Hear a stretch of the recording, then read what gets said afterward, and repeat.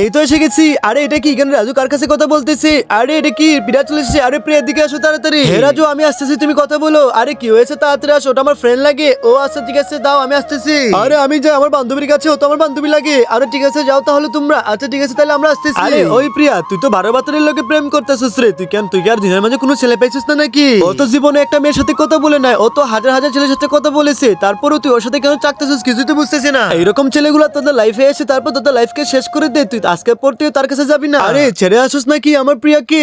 হ্যাঁ আমি ছেড়ে দিয়েছি। আর তুই কি পাগল নাকি রে? তুই কেমন মেয়ের সাথে ঘুরতেছো? এই মেয়েটা তো ভালো না, এটা হচ্ছে 12 বাতারি মেয়ে, কতগুলো রিলেশন করেছে তারপর তোর সাথে চলতেছে। আরে কি করছিস তুই এগুলা? আরে সত্যি বলতেছি আমি তোর বান্ধবী, আমি তো সবকিছু জানি। ও আচ্ছা তাই নাকি? আচ্ছা ঠিক আছে চল আমার সাথে। আরে কই নিয়ে এসেছো? এখানে তো আমি কিছুই দেখতেছি না, কইতে? আরে ভাই ওই দেখ তাকিয়ে ওইখানে, এই তো দেখে ফেলেছি।